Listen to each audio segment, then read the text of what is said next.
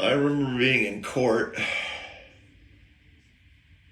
and it was a minor traffic offense, I want to say. It wasn't one of the big ones. I got like 3 of those. DWIs. Fortunately, I never hit anybody, to the best of my knowledge.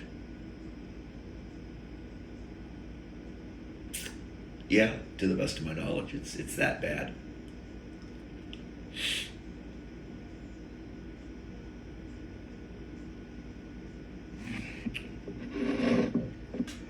And I remember the judge citing something about my driving record.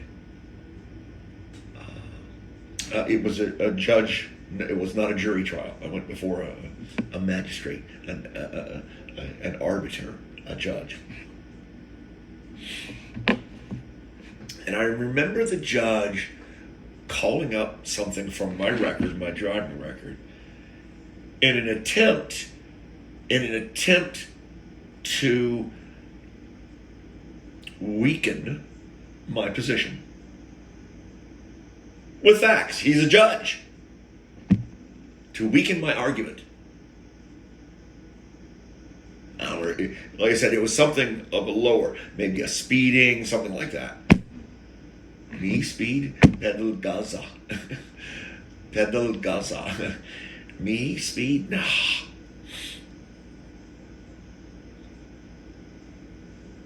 When a cop tells you everybody speeds.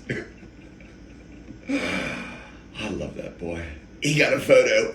He got a photo. Going to work. His barracks commander said, "You paying that, son?"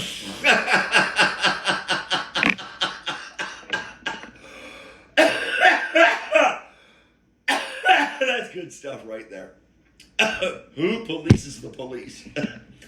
You got to have faith in your law enforcement. You have to. Whether you have faith or not, just think about the alternative, not having law enforcement.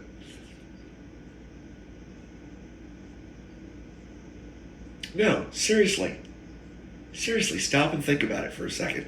Let's reflect on that. Let's just take a moment out of our self-absorbed lives to imagine what it might be like to have to get up, get in your car, drive into the District of Columbia with no police.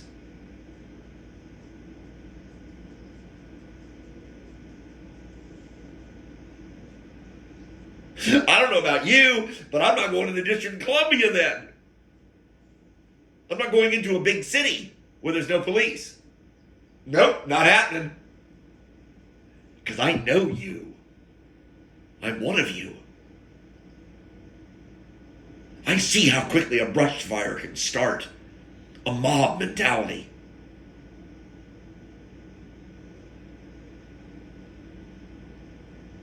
Oh, yes. And I'm speaking biologically here only. Oh, yes. How erudite, how civil we are, how much more advanced than the other animals we are.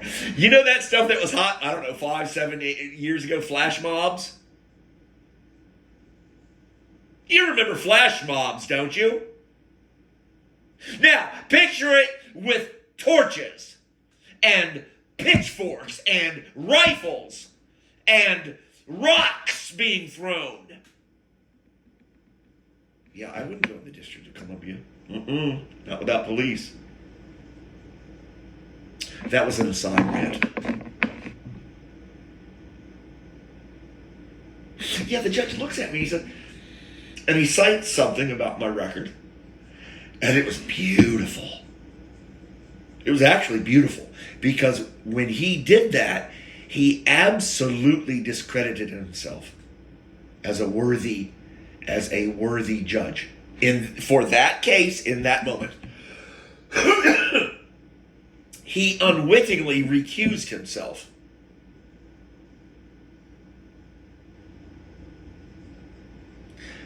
In a court of law? No. In a court of popular opinion? Yes. All day long. Because that which he cited was historical data.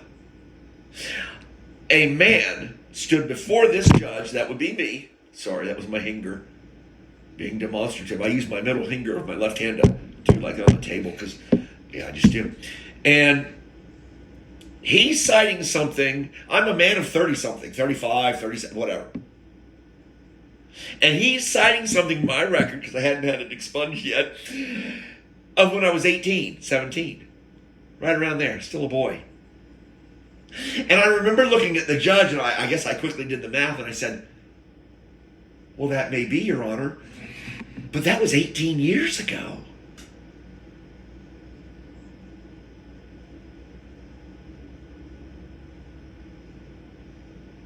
My case was summarily dismissed as, Your Honor, or egg on his face.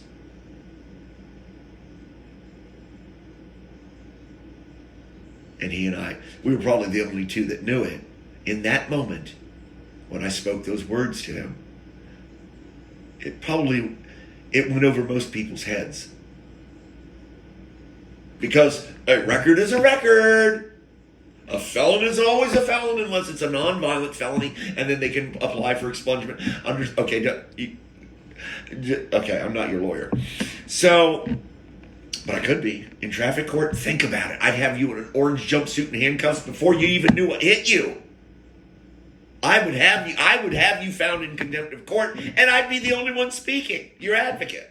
Oh, I could do it. I'm good. It's kind of like ventriloquists. Only not. Yeah, I looked at Your Honor, and I was like, that was 18 years ago.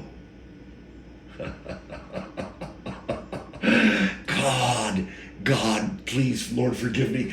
God, the dagger that came out of my mouth and stabbed him right in his chest when I spoke those words. You have to remember, it was a man. You have to remember, this is a lawyer. He wasn't a chicken farmer that was elected to a judgeship by his peers, other farmers. He was a lawyer. His whole life is law. And he knew in that moment that he had retried me.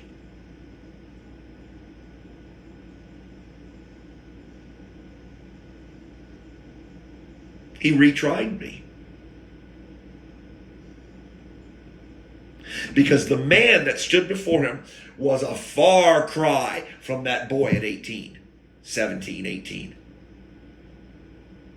And we both knew it. I'm serious on my record. I'm a working man. I work in the federal government. I've been blah, blah, blah. I have no criminal record. He didn't forgive me. There it is. He didn't forgive me. That's for you, Michael Vick.